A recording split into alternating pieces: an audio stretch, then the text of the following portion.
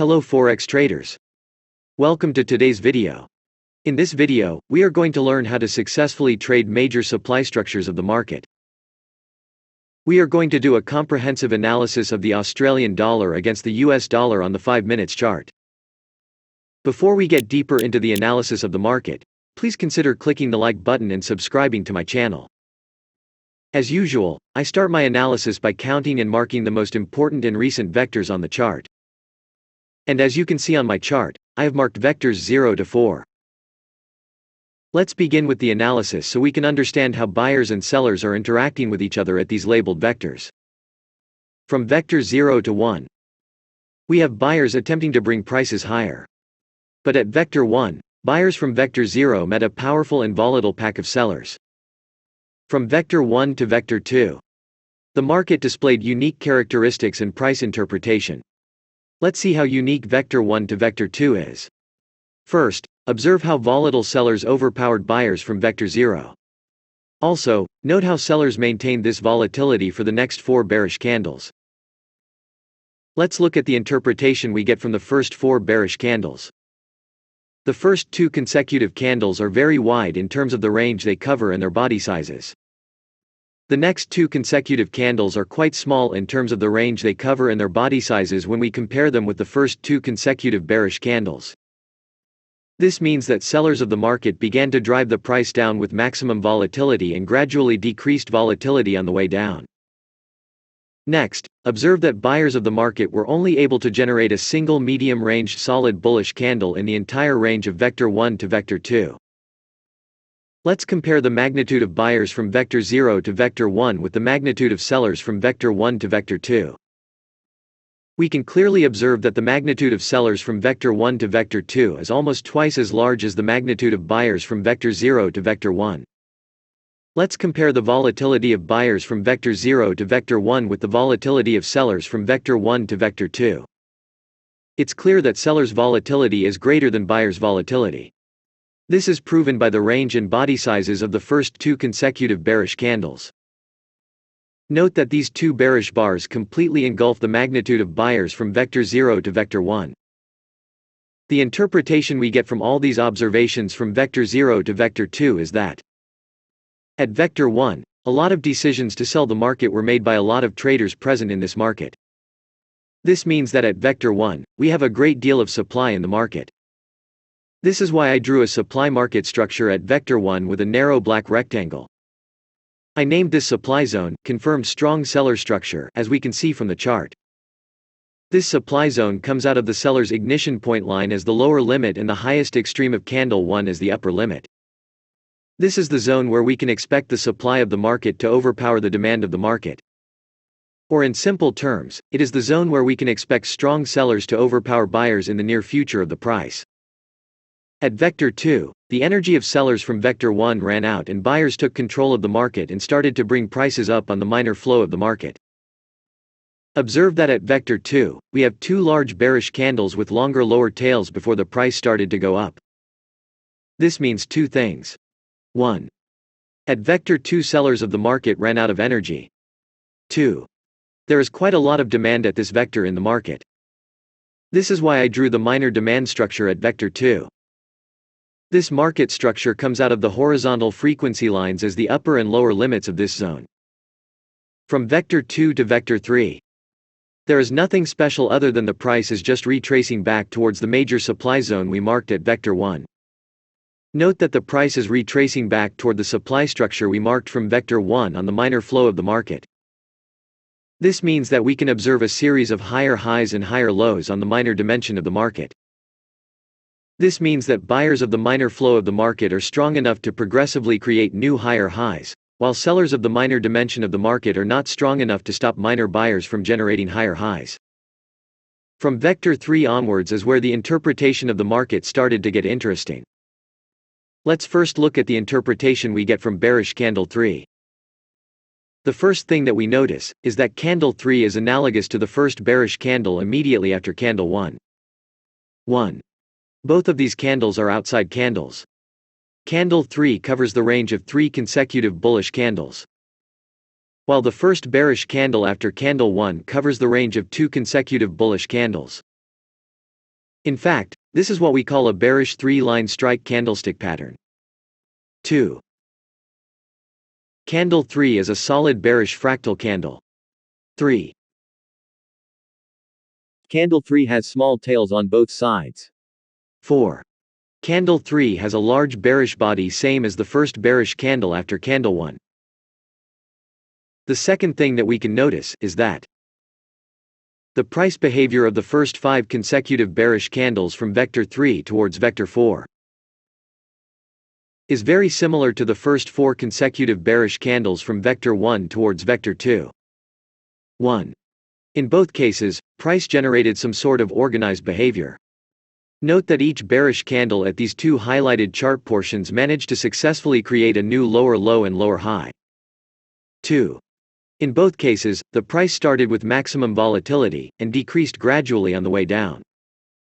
The third thing that we can notice is that sellers from vector 3 managed to successfully create a new lower low at vector 4, similar to sellers from vector 1 to vector 2.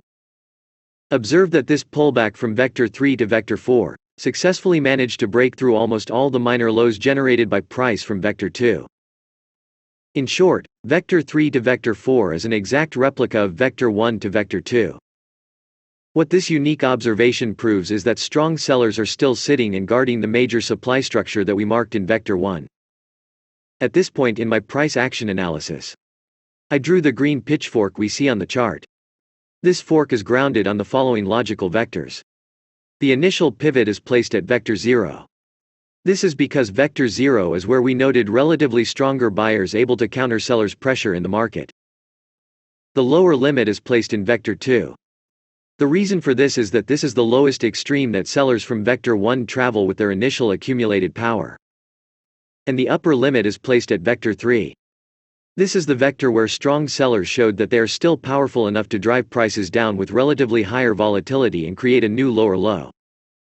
The main purpose of this pitchfork is to estimate a level where sellers will take full control of the market price again in the near future of the market. Price generated a solid bullish fractal candle at vector 4.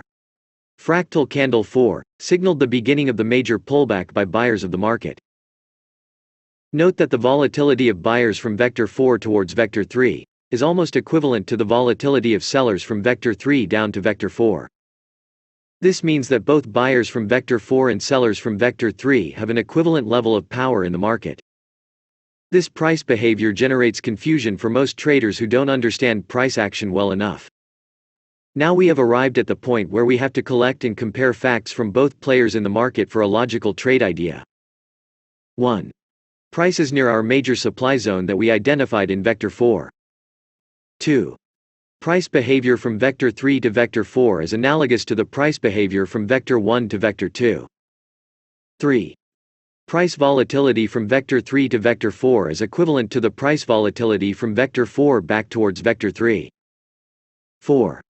Comparison of the volatility and magnitude of vector 1 to vector 2 with the volatility and magnitude of vector 2 to vector 3. This proves that sellers from vector 1 on the major dimension of the market are more powerful than buyers from vector 2 on the minor dimension of the market. This is because sellers from vector 1 used a few candles to create vector 2, while buyers from vector 2 used a lot of candles to create vector 3. With all this logically consistent story of the market, we can think of a short trade idea. The only obstacle to this trade idea is the equivalent of volatility between sellers from vector 3 towards vector 4, and buyers from vector 4 back towards vector 3. The final evidence we have that sellers are truly strong at the supply structure from vector 1 is the fact that buyers from vector 4 were suddenly stopped upon reaching the extreme of candle 3. At this point, I was just waiting for a bearish solid fractal candle to trigger a short position. But before I could do that, I had to make sure that I have a good trade location. And by good trade location, I mean an area where I have a small stop loss level, which is logical of course, and enough headroom to collect at least a 3% profit target. The trade location is optimum. I could have triggered my short trade immediately after the first bearish solid fractal candle. But I was a little skeptical because of the volatility of the retracing buyers from vector 4. I needed a little more clarity for my short trade idea. This is why I triggered my short trade immediately after the second bearish solid fractal candle closed, as we can see on the chart. This fractal candle is also a bearish outside candle with no lower tail and a long upper tail. This means that buyers from Vector 4 were still attempting to drive the price up at the beginning of this candle. But sellers from the supply zone overpowered them, making the candle close with a medium-sized bearish fractal bar. Also, this bearish fractal candle closed below the upper limit of the green pitchfork. All this is just icing on the cake for sellers from the supply zone. I placed my stop-loss order a few pips above the solid bearish fractal candle. The reason why I placed my stop-loss order here is the assumption that if sellers that I'm counting on are really strong, they will not allow buyers to poke the extreme of the fractal candle's upper tail. Observe from the chart that I drew a red pitchfork pointing downwards. This fork is grounded on the following pivot points. The initial pivot is placed at Vector 1. This is the vector which strong sellers responsible for the creation of a major supply zone originated from. The upper limit is placed at Vector 3. This is the vector where we have sellers from the major supply structure appearing again for the first time, and they're successfully created a new lower low. The lower limit is placed at Vector 2. This is the level where sellers from Vector 1 traveled with maximum volatility. This pitchfork serves two purposes. The first purpose is to optimize my take profit target. And the second purpose is to give us a dynamic profit target. My take profit target was placed at the intersection of the middle line of the green pitchfork and the upper limit line of the red pitchfork. Remember that these intersections are called energy points and they have a tendency to attract prices. Let's see what happened next. A few hours later, my take profit was triggered successfully. In this trade, I earned 42 pips profit. This is a 4.2% profit earned in my equity curve. I want to thank you for watching till the end of the video. If you like what I'm doing on this channel, please consider clicking the like button, leaving your comments below, and subscribing to the channel for more educative videos about trading Forex market. Don't forget to enable the notification button, so you can get a notification every time I upload new videos. Thank you very much, and I hope to see you in my next videos.